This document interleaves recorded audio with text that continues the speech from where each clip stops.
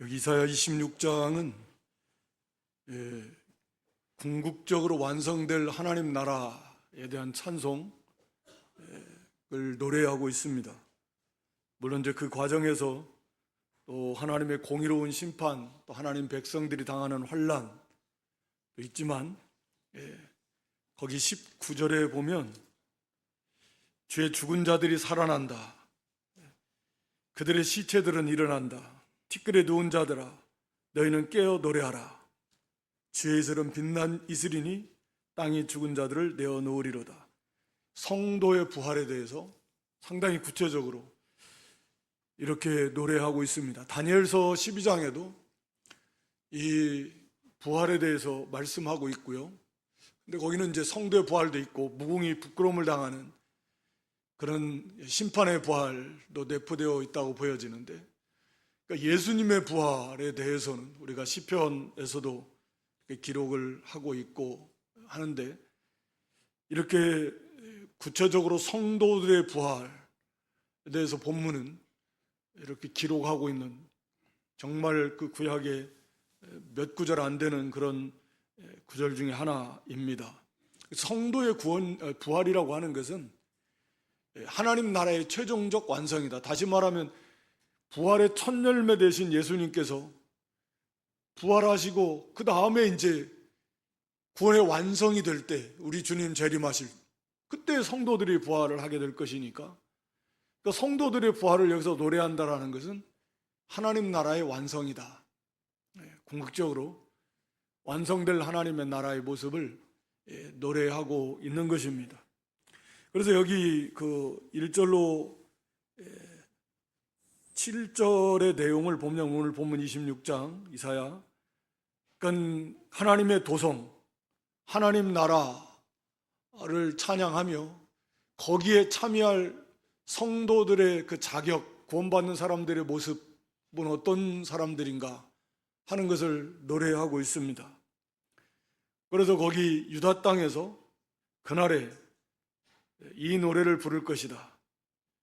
뭐 1차적으로야 바벨론에서 돌아오고 그러지만 궁극적으로 이제 신약시대 교회를 통과해서 이제 완성될 하나님의 나라의 모습을 노래하고 있는 건데, 우리에게 견고한 성읍, 하나님의 도성입니다. 그래서 여호와께서 구원을 성과 곽, 성벽과 외벽으로 삼으시리로다. 그래서 하나님의 이 구원이라고 하는 건 우리를 죄와 사망으로부터, 그리고 사탄으로부터를 구원해낸 거잖아요. 그 구원으로 성벽과 외벽을 견고하게 딱 지키는 구원의 세계다 라고 하는 걸 말하고 있습니다. 그러니까 완전하게 구원받은, 죄로부터, 죄의 결과인 사망으로부터 그렇게 완벽하게 구원받은, 그래서 구원으로 성벽과 외벽을 딱 쌓아놨으니까 그 세계는 완전한 구원의 세계다, 그런 의미겠죠. 하나님께서 완벽하게 구원하시고 지켜주시는 하나님의 나라에, 계시록에 이제 나오는 12기초석, 또 12진주문, 또 모든 성벽 자체가 금으로 되어 있는데, 성 안에 뭐 길도 그렇고, 이게 완전한 그 기초석 12사도의 이름이, 그 문에 또 12지파의 이름이 있고, 그러니까 그 구원의 세계, 그들이 전한 이 복음, 구원받은 그런 성도들, 하나님께서 완벽하게 구원으로 지켜주시는 하나님의 나라. 근데 거기에 들어오는 사람들은 어떤 사람들이냐? 거기 2절에 너희는 문들을 열고 신의를 지키는 의로운 나라가 들어오게 할지어다. 의로운 나라라는 말은 성도라는 의미입니다. 우리를 나라와 제사장으로 삼으신, 이런 표현들을 계시록에서도 많이 표현하고 있고, 그러니까 우리가 나라예요, 나라. 여기서는 특히 이방인들을 나타내는 표현인데, 이방인들, 구원받은 하나님의 백성들 나타내는 표현입니다. 그러니까 우리가 하나님의 나라다. 우리가 그 계시록 1장 6절 뭐 찾아서 읽어 주실래요? 저기는 아마 안 좋은 것 같은데, 계시록 1장 6절.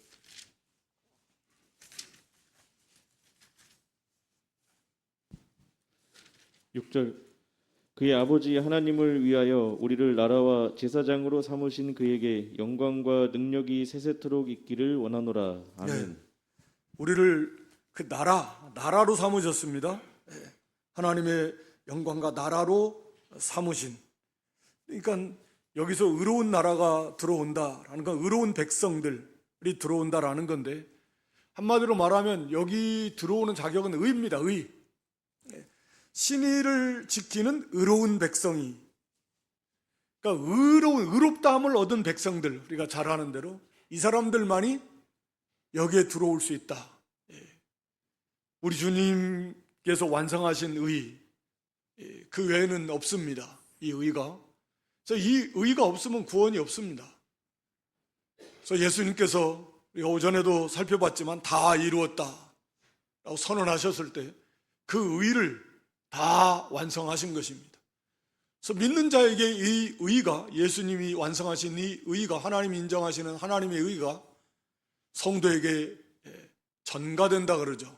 그 의가 임하게 되는 것이고, 우리 하나님은 그것을 보시고 우리를 의롭다, 의로운 백성이다 라고 칭하게 되는 것입니다. 그런데 그 의로운 백성들의 특징은 뭐냐? 신의를 지키는 자들이다. 거기 2절에 신의를 지킨다라는 거예요. 믿음을 지킨다 그 말이잖아요. 쉽게 말하면 하나님 앞에서 신실한, 변함없는 그런 믿음을 지킨다. 완벽하다라는 말은 아니지만 이 믿음을 끝까지 지키는 것입니다. 넘어지면 다시 일어나서 가는 것이고, 어찌됐든 믿음을 지키는 그런 의로운 백성들, 의롭다함을 받은 백성들이 들어오는데, 그들은 믿음을 지키는 자들이, 그게 그들의 특징이다 라고 이렇게 말씀합니다. 그러면서 거기 3절에서 보면 주께서 심지가 견고한 자를 평강하고 평강하도록, 평강에서 평강으로 저희들을 지켜주신다. 왜냐하면 이는 그들이 하나님을 신뢰하기 때문이다. 믿고 의지한다. 그러니까 2절에서 믿음을 지킨다. 이게 의롭다함을 백성들의 특징이고, 그들이 철저하게 하나님을 신뢰하니까 하나님께서 그 백성들의 마음을 평강에서 평강으로 인도해 주신다.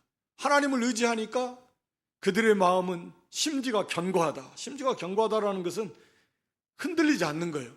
이랬다 저랬다, 뭐 바람이 불면 이리 흔들리고 뭐 저리 흔들려도, 평안할 때는 좋았다가 좀 힘들면 떠나고 이런 거 아니잖아요. 비가 오나 바람이 부나 뭐 어떤 환란이 오나 고난이 오나 심지가 견고하게 마음이 딱 주님께 붙어 있는, 하나님께 그 마음이 딱 고정되어 있는, 그래서 흔들리지 않고 떠나지 않는. 왜요? 하나님을 신뢰, 의뢰하니까, 믿으니까, 철저하게 하나님을 의지하니까 거기서 강하고 담대함이 나오는 것이고, 그 강하고 담대함으로 두려움과 근심과 걱정의 그 모든 우리를 요동케 하는, 또 떠나게 하는 그런 모든 원수 대적들을 다 물리치는 것이고, 그러할 때 그 속에 하나님께서 참 평안을 주신다 라고 하는 것입니다. 이게 이제 우리 성도들의 신앙의 모습을 그려주고 있는 것입니다. 그러니까 우리가 이제 뭐 완성될 그 나라, 부활의 몸을 입고 들어가서는 뭐 심지가 안 견고할래 안 견고할 수가 없고 흔들릴 일도 없고, 뭐 평강이 항상 충만할 것이고 하지만, 이 땅에서 우리가 살아가는 동안에 끊임없이 우리를 흔들어대는 그런 근심, 걱정, 두려움, 이런 것들로부터 우리가 흔들리지 않고 견고하게 우리 마음이 굳게 서서 믿음에 굳게 서고 하나님을 의지하고 주님을 의지하고 그렇게 나아갈 때 그 속에 하나님이 주시는 그런 평강, 평화, 성령의 열매 중 하나잖아요. 그 평화를 누리며 나가는.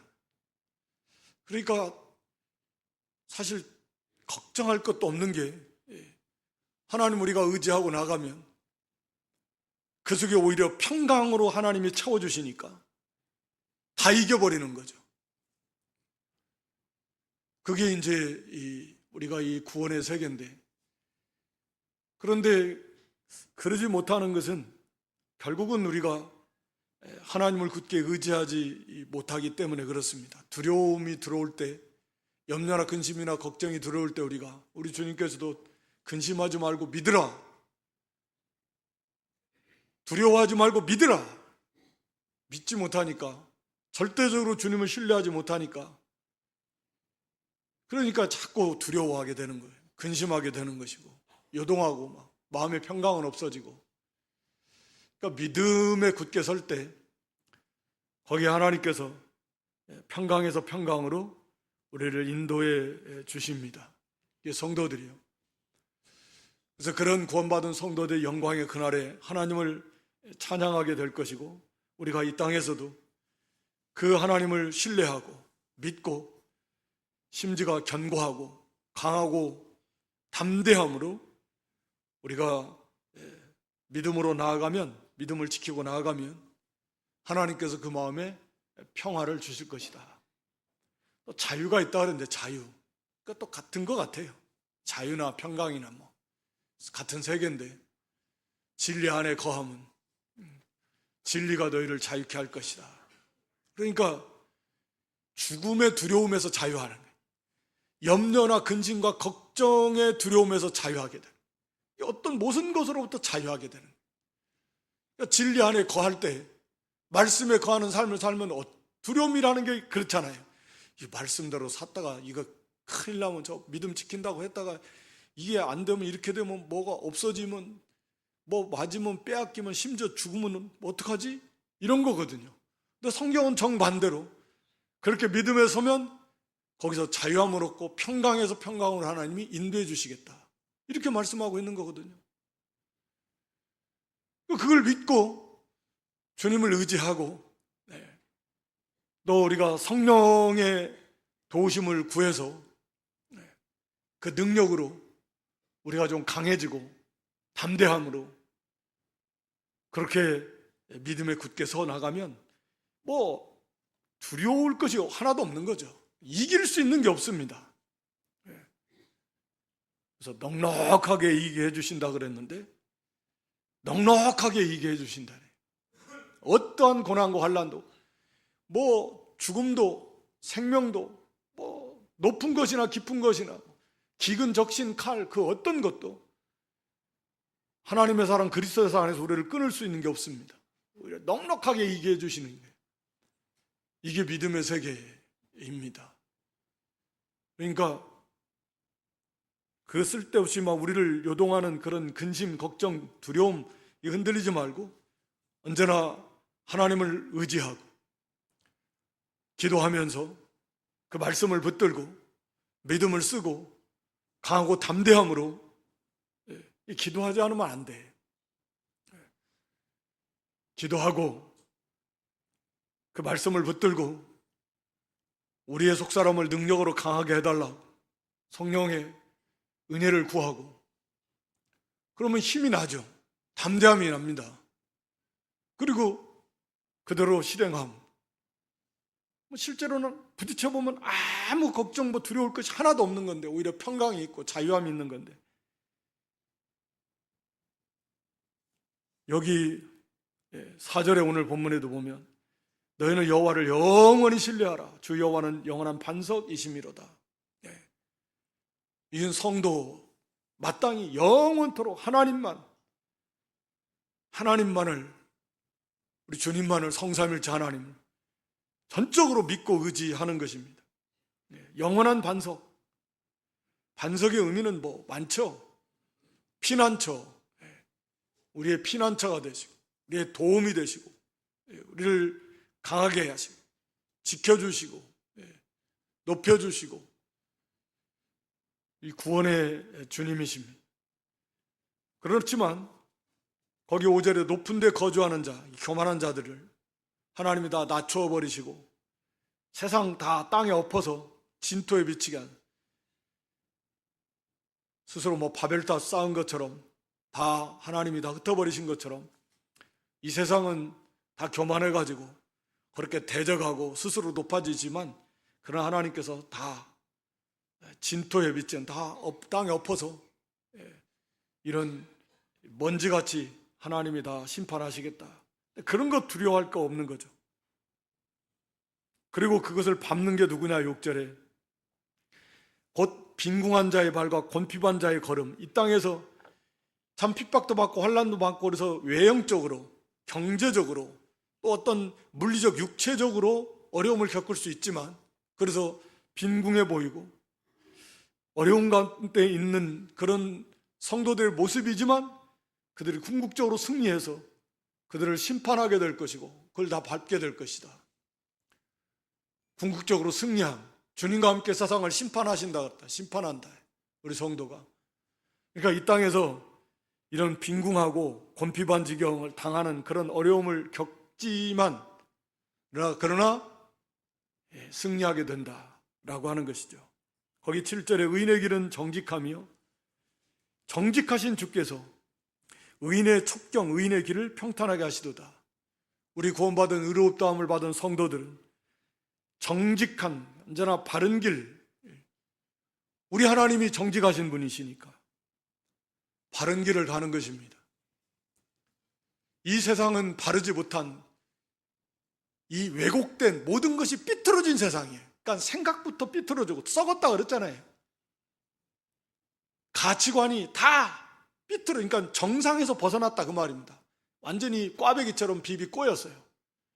그러니까 하나님의 백성처럼 바른, 정직한, 성결한, 의로운, 진실한, 이런 것이 바로 된 것인데, 이게 정직한 삶이고, 그게 사실은 그러한 길을 걸어가야 되는데 이 세상은 그렇게 안 된 거죠. 다 왜곡되어 있습니다. 완전히 삐뚤어져 있습니다. 그런데 그런 세상 속에서 정직한 삶을 살고 그 길을 걸어가려면 당연히 힘들겠죠. 부딪히겠죠. 그래서 세상이 너희를 미워하게 될 것이고, 세상에서는 너희가 환난을 당한다 그러셨고, 의의 길을 걸어가면 이 불의로 가득한 세상에서 의를 이루어 나가려니까 어려움을 겪을 수밖에 없는, 그건 당연하다 생각하시면 되는 겁니다. 그런데 오늘 본문은 의인의 첩경, 의인, 첩경이라는 건 길을 말하는 거잖아요. 의인이 걸어가는 바른 길, 평탄하게 하실 것이다. 평탄이라는 말은 결국은 거기에 걸려 넘어져서 실패하고 그러는 게 아닙니다. 다 결국은 이기게 되고, 결국은 그 의의 정직한 길을 걸어가게 될 것이다. 그런 말씀이거든요. 그러니까 형통이라는 것도 어려움이 하나도 없다라는 거 아닙니다. 그건 성경적 가르침이 아니죠. 예수 믿으면 만사형통이니까 어려운 일이 하나도 없어. 그건 다 거짓말이죠. 그럼 뭐 어려움 겪는 사람들은 예수님을 안 믿는 거예요. 그건 성경이 그렇게 말하고 있지도 않고. 그러니까 형통은 뭐냐? 실패하지 않는다라는 거. 어려움은 있죠. 그러나 그 어려움 때문에 믿음의 길을 포기하고 실패해서 거기서 떨어져 나가버리고 그런 게 아닙니다. 믿음으로 사는 자 만사 형통하리라. 의인의 길을, 정직한 믿음의 길을 걸어가려고 하면 대적도 많고 어려움이 있어서 고난을 겪지만, 그러나 결국은 승리하게 될 것이다. 승리하게 됩니다. 그게 평탄하게 돼. 결국은 다 이깁니다. 정복합니다. 그래서 갑니다. 그게 형통이에요. 더 지경이 넓어져요. 더 강해지고 더 존귀해지고. 인생이 그렇게 요셉 같은 경우도 보면, 뭐 다윗 같은 경우도 보면 다 그러잖아요. 그런 어려움이 굴곡이 있지만 결국은 믿음으로 승리하고 또 승리하고 또 승리해서 점점 더 형통하고 점점 더 창대케 되고 그렇게 존귀케 되고, 그게 성도의 삶이다. 더 예수님을 닮아가고 더 빛을 발하고 더 선한 영향력을 끼치고 더 향기를 날리고 그렇게 가게 될 것이다. 뭐 끝까지 이 땅에서 세상적 기준으로 잘 안 돼도 상관없어요. 뭐 그 많은 성도들처럼 뭐 예수님 사도들 다 그랬고, 뭐 이 땅에서 보상을 받는 경우들도 적지 않지만 설사 그렇지 않아도 상관이 없는 것이, 이미 앞에 살펴본 대로 그 안에는, 그 사람 속에 하나님 주시는 평강이 넘치고 자유가 있고 기쁨이 있고, 그러니까 뭐 세상과 세상에 속한 것들, 우리가 히브리서에도 보면 구차하게 더 나은 그 영광의 부활을 알고 있기 때문에 막 구차하게 자기 생명을 구걸하지 않았다 그랬습니다. 살려달라고 막 그래야 합니다. 이렇게 해서 죽으면 더 영광스러운 부활이 있는데 뭐 산업을 빼앗게, 재산 빼앗게, 더 좋은, 비교도 할 수 없는 좋은 산업이 있는 줄 알기 때문에 기쁨으로 빼앗겠다, 기쁨으로. 그러니까 그 세계에 들어가 버리니까 어떻게 더 힘들고 뭐 고통을 줄 수 있는 방법이 없어요. 세상이, 사탄이 뭐 힘들게 하고 뭐 두렵게 하고 뭐 어떻게 좀 고통을 좀 당하게 하고 싶은데 방법이 없는 거예요, 방법이. 그래서 항상 기뻐하고, 더 기뻐하고, 더 감사하고, 죽으면 더 좋다고 하니까 방법이 없는 거 아닙니까? 실제로 그런 세계를 향해서 우리가 그런 구원을 받았는데 그 세계로에서 살아간다면, 그러니까 뭐 육신과 세상에 속한 것이 무슨 장애가 되겠습니까? 물론 우리는 연약해서 아직도 넘어야 될 산들이 많이 있지만, 그러나 분명한 것은 우리는 그런 구원의 백성이고 그런 세계 속에 있고 그런 주님 안에 있고, 성삼일체 하나님이 오늘 본문 말씀대로 이렇게 약속하고 계시고 반드시 이렇게 해주시겠다라고 하는 거. 그러니까 아직도 우리가 넘지 못한 그런 걱정도 되고 두려움도 될 수 있는 그러한 것들 우리가 이기면서 그 안에서 우리도 자유하고 평강에서 평강을 맛보고 누리고, 그래서 형통에서 형통으로 그렇게 나아가는 그런 믿음들이 되시기를 주님의 이름으로 축원합니다. 거기 8절부터는 환난의 때, 이 세상은 환난이 믿는 성도들이 환난을 당할 수밖에 없는 거고, 또 이스라엘 백성들이 잘못하니까 하나님이 징계를 들어서 이 아수르나 바벨론을 들어서 징계를 하시기도 하고, 그래서 하나님의 백성들이 회개하고 돌이키는 정금 같은 신앙으로 만들어 나가는 이제 그런 과정이기도 합니다. 그래서 거기 8절부터 거기 보면 심판하시는 길에서, 그러니까 하나님께서, 여호와여 주께서, 하나님은 심판의 주님, 주께서 심판하시러 오시는 길, 심판하시는 길이라는 건 그런 거죠. 주님이 재림하러 오실 때는 우리의 구원을 완성하시기도 하지만 이 세상을 심판하러 오시는 건데, 심판의 주께서 우리가 주님을 기다렸다, 주의 이름을 위하여 또 주를 기억하려고 우리 영혼이 사모하나이다. 밤에 내 영혼이 주를 사모하여 싸운즉 내 중심이 주를 간절히 구하오리니 이는 주께서 땅에서 심판하시는 때에 세계의 거민이 의를 배움이니이다. 그러니까 이 땅에서 고난당하는 성도들이 주님의 재림을 간절히 사모하면서 부르짖는 그런 기도의 모습 보여주고 있습니다. 이게 마지막 때에도 더더욱 이럴 건데, 이제 말세 대환란 때, 그때 성도들은 주님의 재림을 얼마나 고대하겠습니까?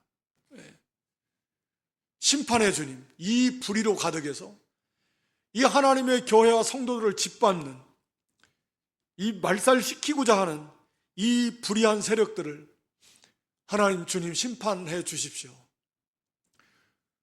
하나님의 공의의 심판을 구하면서 하나님 앞에 부르짖는 거예요.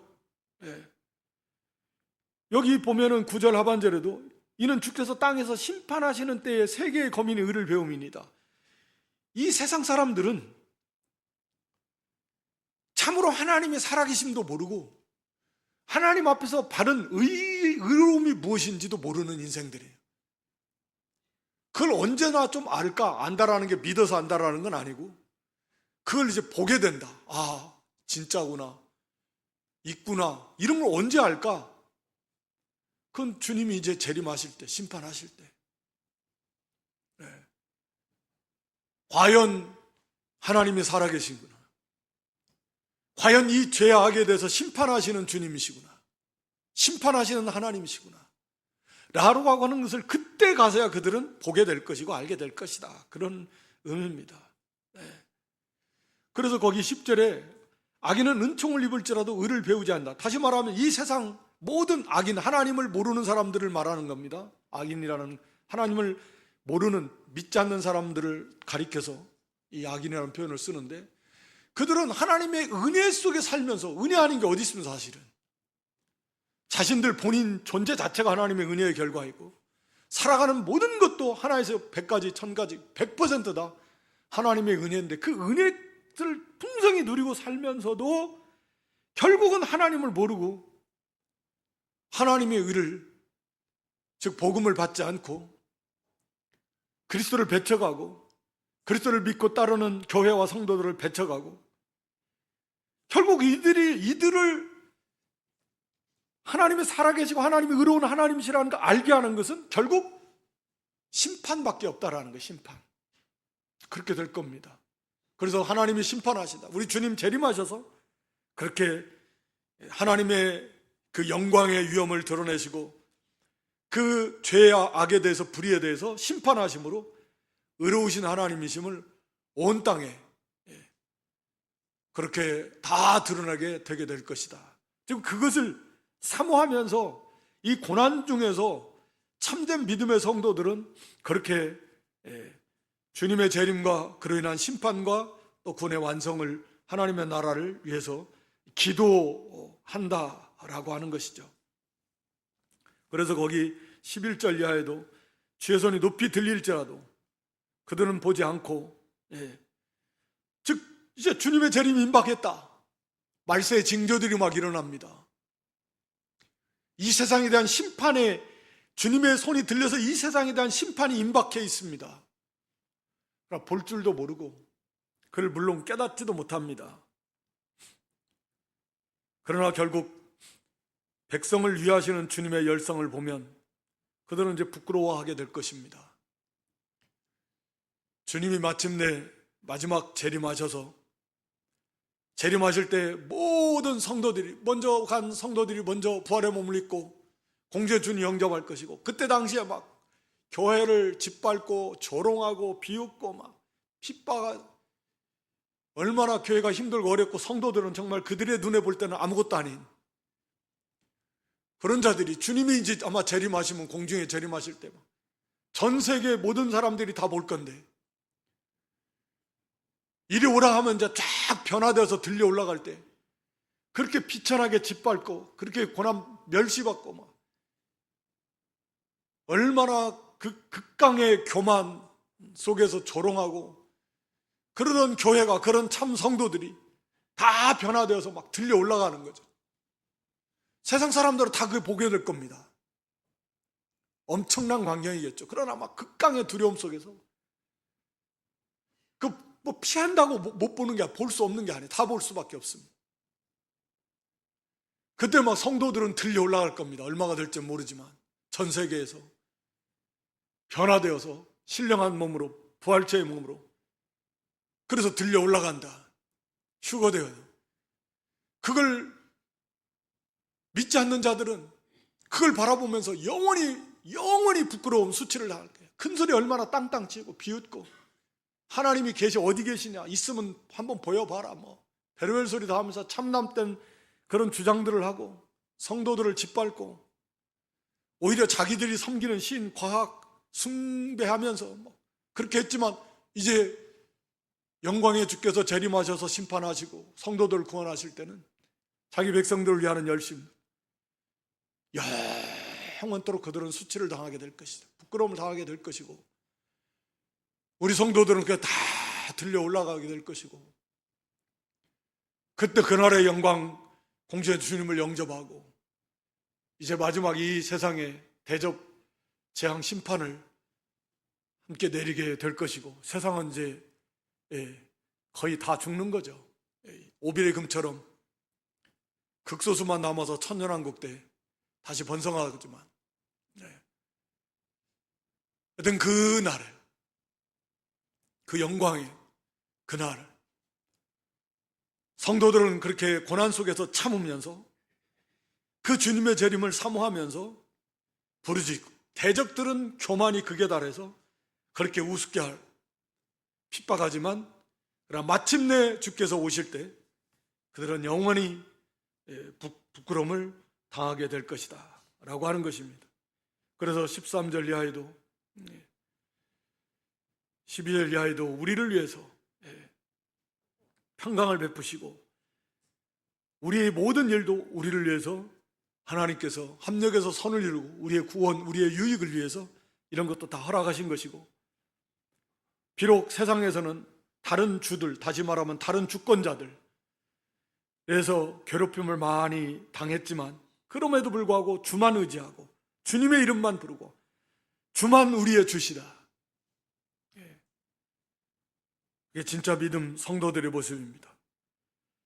그래서 손에나 이마에 짐승의 표 받지 않으면 매매하지도 못하게 한다. 마지막 때에는 먹고 살 수 있는 방법이 없어요.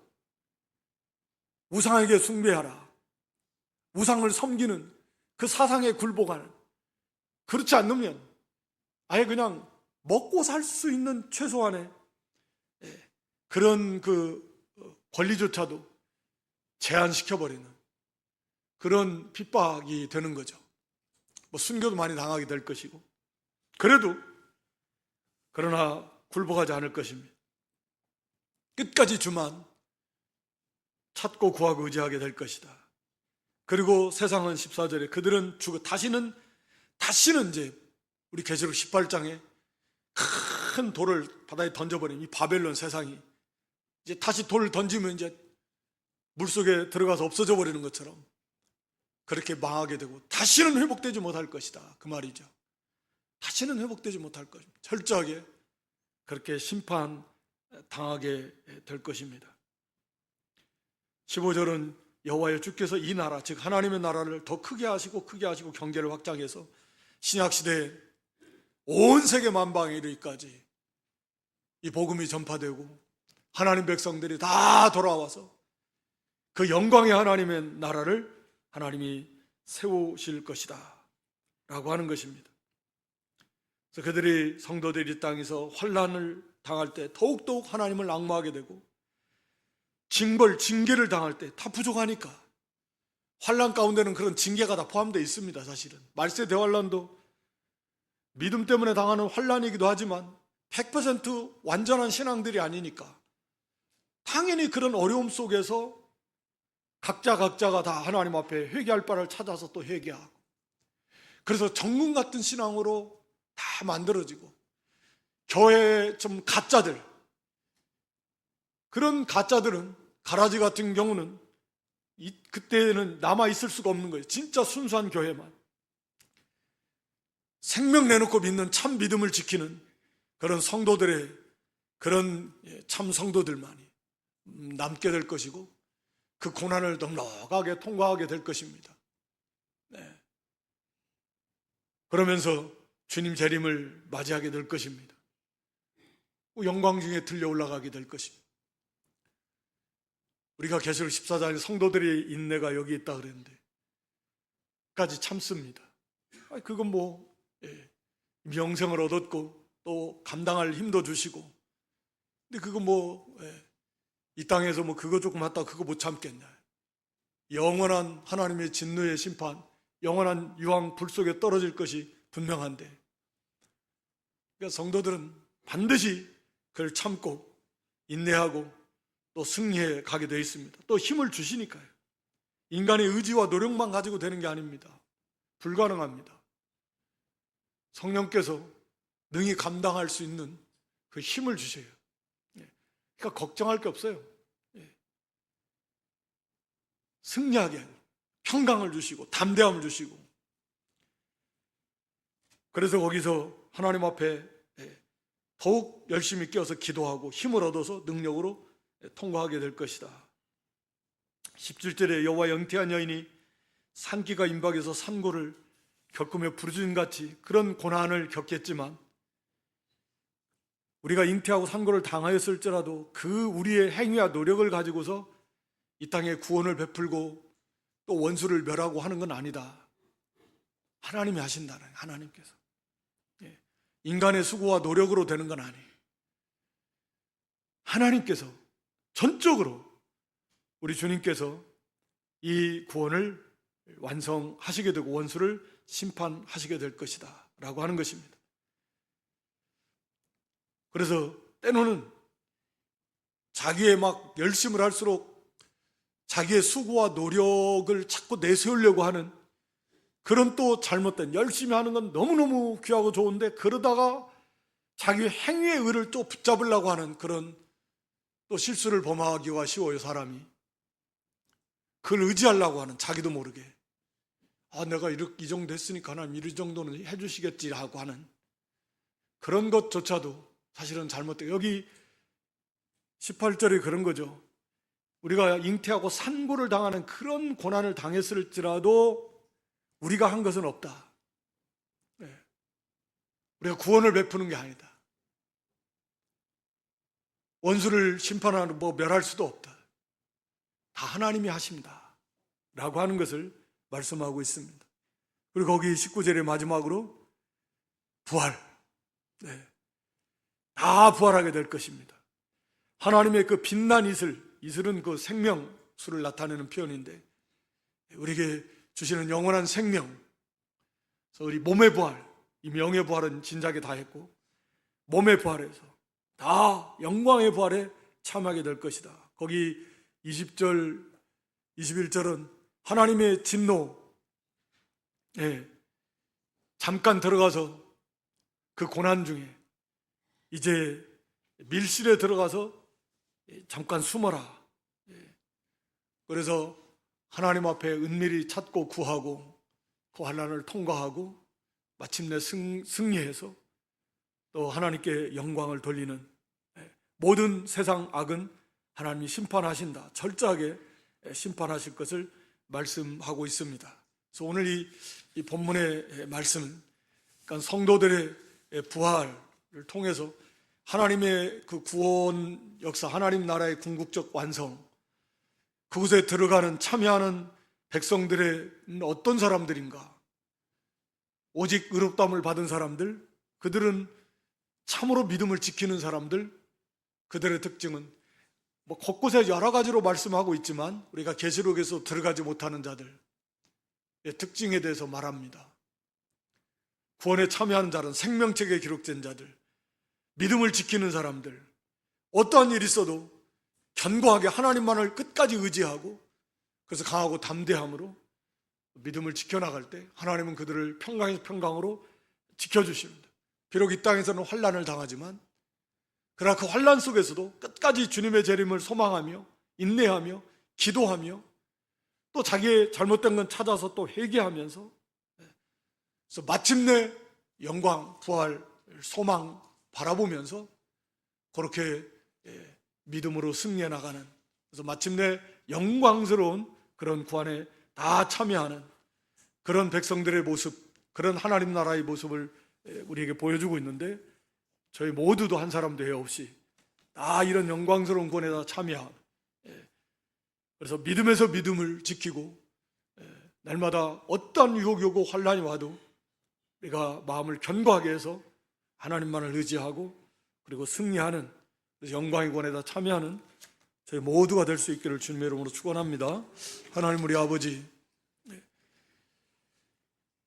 여호와께서 구원으로 성벽과 회벽을 삼으시는 신의를 지키는 의로운 백성들만이 그곳으로 들어가는, 그래서 어떠한 경우라도 여호와 하나님만을 신뢰하고 의지함으로 심지어가 견고하게 믿음을 지켜나감으로 하나님이 주시는 그런 평강과 자유함 속에서 그 환난도 겪으며 인내하며 부르짖으며 믿음을 지켜나간, 그래서 마침내 영광의 부활에 다 참여해서 이 망할 세상을 같이 심판하고 완성될 여호와의 영원한 하나님의 도성에서 세세토록 하나님을 찬양하며 경배하며 주시는 영생 복락을 누리는 그런 복된 승리하는 성도들, 저희 모두가 거기에다 참여하는 그런 믿음들이 되게 해 주시옵소서.